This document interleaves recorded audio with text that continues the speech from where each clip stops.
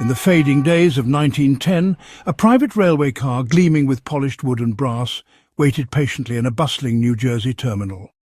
Its presence was an anomaly, a stark contrast to the everyday hustle and bustle.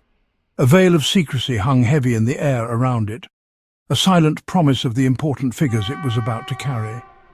As dusk settled, some of America's most powerful men, titans of industry and finance, discreetly boarded the railway car. They were careful, exchanging only first names, a deliberate attempt to avoid attracting unwanted attention. Each man carried the weight of immense influence, their decisions capable of moving markets and shaping the lives of millions. Their destination, Jekyll Island, Georgia, a remote, exclusive retreat, a sanctuary for the nation's elite. Far removed from the prying eyes of the public and the relentless scrutiny of the press, it was the perfect location for a clandestine meeting of this magnitude. These men, gathered in secret, collectively controlled a staggering share of the world's wealth. Their decisions resonated across continents, impacting global trade and the financial stability of nations. They were the architects of the American economy, the masters of capital. The clandestine gathering was led by Senator Nelson Aldrich, a powerful figure in the political landscape, known for his close ties to the financial world. The group also included top bankers like Frank Vanderlip, a visionary leader who understood the intricacies of international finance, Henry Davison, a trusted partner of J.P. Morgan, a man known for his strategic thinking and his ability to navigate complex financial situations, and Paul Warburg, a German-American financier whose expertise in central banking systems would prove invaluable to the discussions. Their mission to address the nation's fragile banking system, a system that had been brutally exposed by the devastating panic of 1907. The crisis had revealed deep structural flaws, threatening the stability of the entire American economy. For over a week, cloistered within the luxurious confines of the Jekyll Island Club, they engaged in intense debates and meticulously drafted a plan for a centralized banking authority, a radical concept for the time. Every word was carefully chosen, every clause scrutinized. The secrecy surrounding the meeting was not accidental but strategic.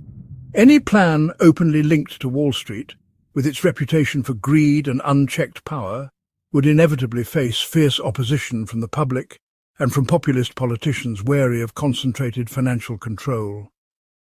The result of their deliberations was the Aldrich Plan, a comprehensive proposal for banking reform proposing a National Reserve Association with 15 regional branches strategically located across the country.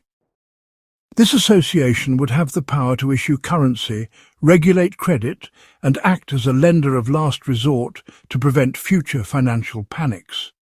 Though Congress ultimately rejected the Aldrich Plan due to its perceived ties to Wall Street, its core ideas, the fundamental principles of centralized banking, survived the political storm. The Jekyll Island meeting, shrouded in secrecy and conducted far from the public eye, quietly set the stage for a new financial order in the United States. What began as hushed whispers among a handful of the nation's most powerful elites, a clandestine conversation held in the shadows, would soon reshape the very fabric of the American economy, ushering in an era of unprecedented financial transformation. The blueprint they painstakingly created on Jekyll Island, refined and adapted over time, would ultimately evolve into the Federal Reserve System. The institution born from this initial act of secrecy conceived in the shadows of Jekyll Island would come to command the flow of money in the world's largest economy, wielding immense power over interest rates, inflation, and the overall financial health of the nation. The echoes of that clandestine meeting, the decisions made behind closed doors, still resonate today, shaping the landscape of financial power and influencing the lives of every American. The Federal Reserve's story, a tale of immense power and enduring influence, begins with this clandestine genesis, a secret meeting on Jekyll Island that forever changed the course of American finance. The secret meeting at Jekyll Island in 1910, though shrouded in secrecy, planted the seeds for a radical transformation of the American financial system.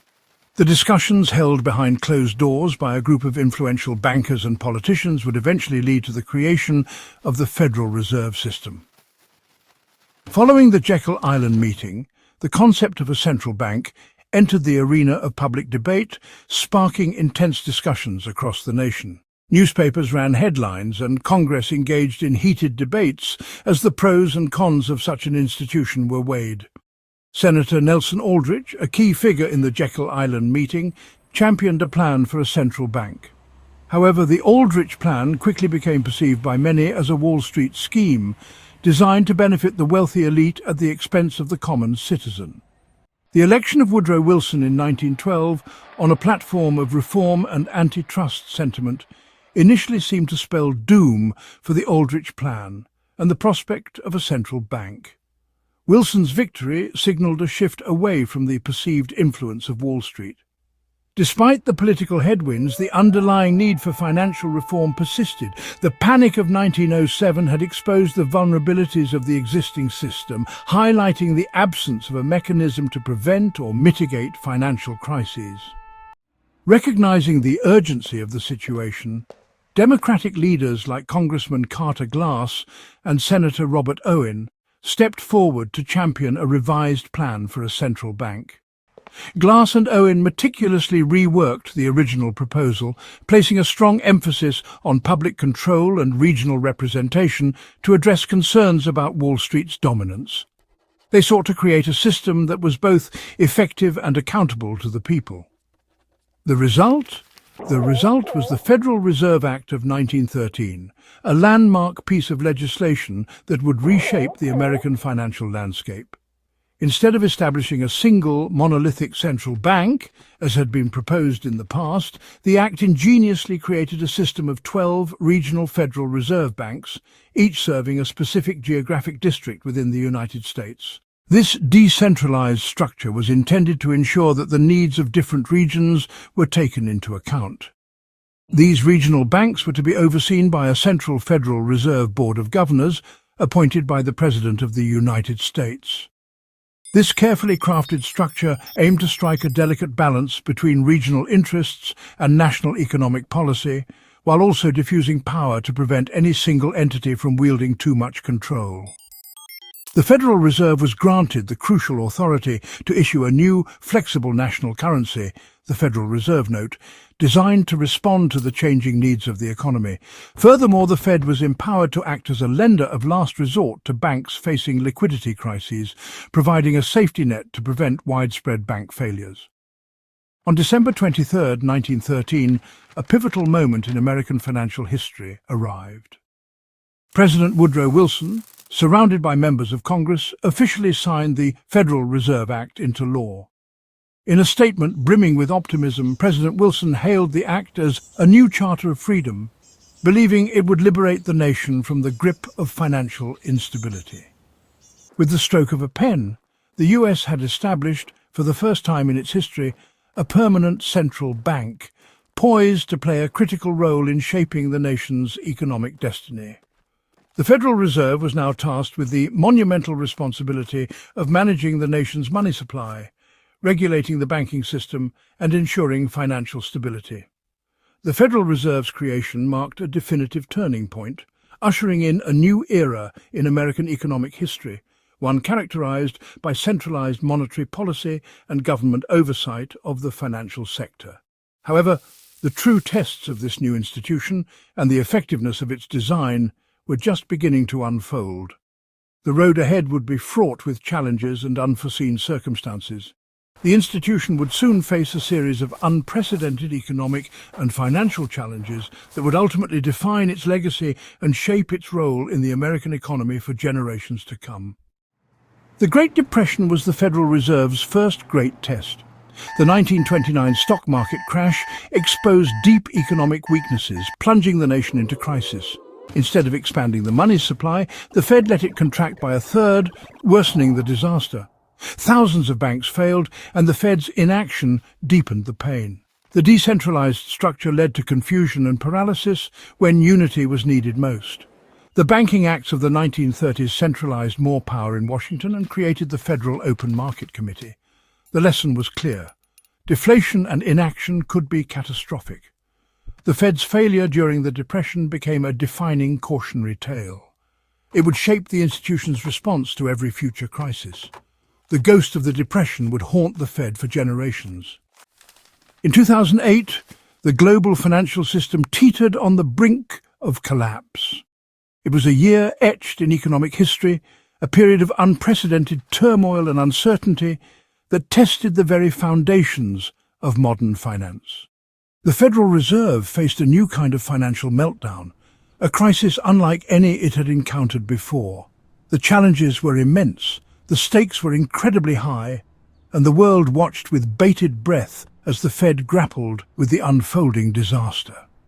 This time triggered by the collapse of the housing bubble, a speculative frenzy that had inflated home prices to unsustainable levels. The bursting of this bubble sent shockwaves through the entire financial system, exposing vulnerabilities that had been hidden for years, and complex mortgage-backed securities. These intricate financial instruments designed to spread risk instead amplified it, becoming a major source of contagion as the crisis unfolded. They were so complex that even experts struggled to understand them fully. As credit froze and panic spread, the lifeblood of the economy began to clot. Banks stopped lending to each other, businesses struggled to obtain financing, and the entire financial system ground to a halt. The Fed, led by Ben Bernanke, a scholar of the Great Depression, understood the gravity of the situation and the potential for catastrophic consequences if decisive action wasn't taken. Responded with unprecedented speed, deploying a range of tools and strategies that had never been used before in such a comprehensive manner. Interest rates were slashed to near zero in an attempt to stimulate borrowing and investment, providing a much-needed boost to the struggling economy. But that wasn't enough. The crisis was too deep-seated, the problems too complex to be solved by interest rate cuts alone. The Fed launched emergency lending programs, providing direct financial assistance to banks and other institutions that were on the brink of collapse, and began quantitative easing, a controversial policy of injecting liquidity into the financial system by purchasing government bonds and other assets, creating trillions of dollars to stabilize markets, prevent a complete meltdown, and restore confidence in the financial system. These actions are credited with averting what many feared would be a second Great Depression, a catastrophic economic downturn that would have had devastating consequences for the entire world. But they also sparked controversy, raising questions about the Fed's role, its independence, and its accountability. Critics saw the interventions as bailouts for Wall Street, arguing that they rewarded reckless behavior and protected the interests of the financial elite at the expense of ordinary citizens. Expanding the Fed's power, giving it unprecedented control over the financial system and the economy as a whole, and blurring the line between monetary and fiscal policy, raising concerns about the potential for political interference in the Fed's decision-making. The 2008 crisis revealed both the Fed's awesome power to intervene in the economy and prevent financial collapse, and the deep questions about its accountability, its transparency, and its role in a democratic society. Its legacy, the crisis reshaped the Fed's role and responsibilities in ways that continue to be debated and analyzed today. A central bank more powerful, more influential, and more deeply involved in the workings of the financial system, and more scrutinized than ever, facing increased demands for transparency and accountability in its operations. The Fed's modern mission is a balancing act: promote maximum employment and keep prices stable. Lowering interest rates can boost jobs but risks inflation. Raising them can fight inflation but slow growth. The main tool is the federal funds rate, which influences borrowing costs across the economy. After 2008, rates stayed near zero for years, but the COVID-19 pandemic brought a surge in inflation. The Fed responded by rapidly raising rates, sparking debate over whether it acted too late or too aggressively. Every Fed decision now ripples through markets and households. The struggle to balance jobs and prices is more complex and more public than ever. The Fed's choices shape the prosperity of millions. The stakes have never been higher. For decades, the Federal Reserve operated in secrecy, believing transparency could unsettle markets. Its hybrid structure, public governors and private regional banks, fueled criticism of undue influence by Wall Street. In recent years, the Fed has moved toward openness, announcing rate decisions, holding press conferences and releasing meeting minutes. Yet, critics say this isn't enough. Especially after the secretive emergency programs of 2008, the debate continues. How much transparency is enough for a central bank with such power? Supporters warn that too much openness could undermine independence. Critics demand full accountability. The Fed's legitimacy now depends on finding the right balance between secrecy and public trust. The central question, does the Fed serve the public or the financial elite? Supporters argue its independence allows tough decisions for long-term stability, citing Paul Volcker's fight against 1970s inflation. The Fed's role in preventing panics, like in 2008, is seen as serving the greater good. Critics counter that the Fed's structure and Wall Street ties mean it prioritizes big banks over ordinary Americans. The 2008 bailouts deepened suspicion of a two-tiered system. The truth is complex. Stabilizing banks can protect everyone, but perceptions of favoritism erode trust. The Fed's challenge is to prove it acts for all, not just the powerful. Its credibility depends on serving the entire public. Technology is transforming money, and the Fed is exploring a digital dollar, a central bank digital currency or CBDC. A CBDC could make payments faster and more accessible, especially for the unbanked. It could also let the government deliver aid directly to citizens' digital wallets. But a digital dollar raises big concerns: privacy, surveillance, and government control over transactions. Critics fear loss of anonymity and potential misuse of power. The Fed is proceeding cautiously, weighing efficiency against risks to freedom. The decision on a digital dollar will shape the future of money and personal liberty. The debate is just beginning. Calls to audit the Fed reflect public distrust and demands for more oversight. Supporters want a full accounting of the Fed's decisions, especially emergency lending. The Fed already undergoes financial audits, but its monetary policy deliberations remain off-limits to protect independence.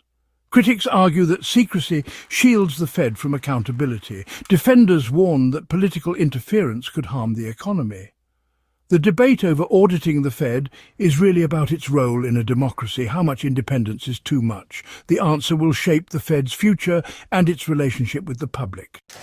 The Federal Reserve story is ultimately about trust. For money to work, people must believe in the institution behind it. When trust erodes, the economy and democracy suffers. Transparency is the foundation of public confidence. The Fed's legitimacy now depends on clear communication and accountability. As it faces new challenges, digital currencies, inequality, and a massive balance sheet, openness is more vital than ever. The health of the economy and democracy are linked. The Fed must balance independence with transparency to earn the public's trust. In the end, a trustworthy central bank is essential for a strong republic.